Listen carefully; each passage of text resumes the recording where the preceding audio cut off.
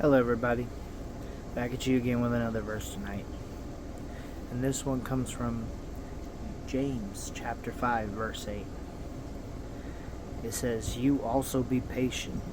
Establish your hearts, for the coming of the Lord is at hand." Now, what is this saying? This is saying right here to let go and realize that things are not worth being impatient for. It is to learn the ultimate patience and learn that everything is in God's timing, not your own. You can't solve things by your own devices. You can't make things happen just because you say that you will them to happen.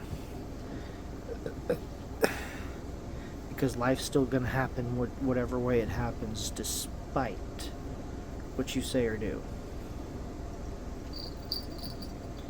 And what God's trying to teach us is exactly what we experience in everyday life. When we pursue the things that we want, saying that we don't need God, and we try to will them to happen by our own devices, what happens? They usually crumble, they usually fall, they usually work for a time, but then come falling down. And we're right back to square one, right? It's because we're all, like it says in the Bible, building our house on sand, when we should be building our house on firm, solid foundation, on rock. And that rock is God. And He's trying to teach us with every one of these failed situations that we've been in, trying to rush things and solve things by our own devices, our own doings, and our own willpower, that had we just leaned on Him and waited for Him to provide, He would have delivered unto us something much stronger and longer lasting, because it has Him in the middle of it. Right? So He's trying to teach us in every little moment to be patient. Be patient for others, because the Lord was also patient with winning your heart back over, was He not? He was patient and worked and long-suffering, and He worked over time and time, until He finally got your heart to open up to Him and accept Him. So He just wants you to emulate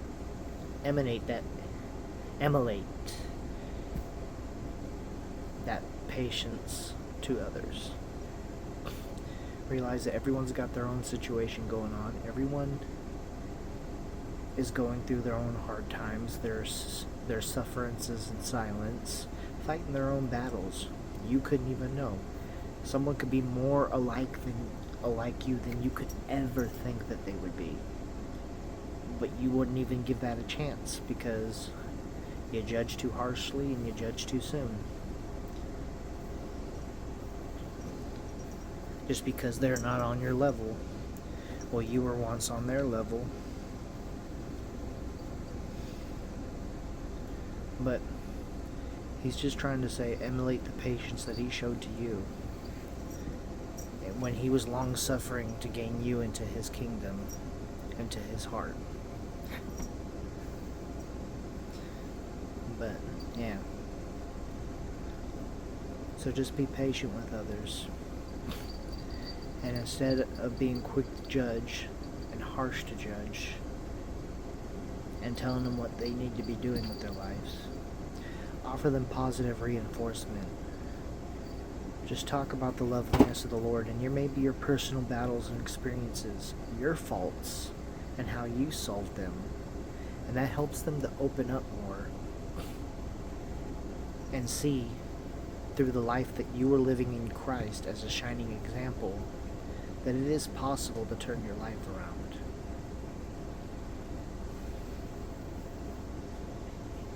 So by being patient with others, you also help them to open up their hearts and learn that patience themselves.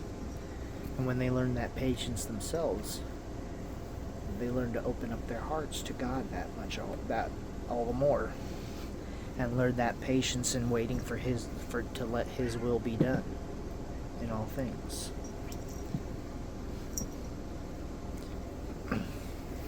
But yeah, that's just the ultimate message of the night. Stuffy booty is my cat. Be patient, for the Lord was also patient with you.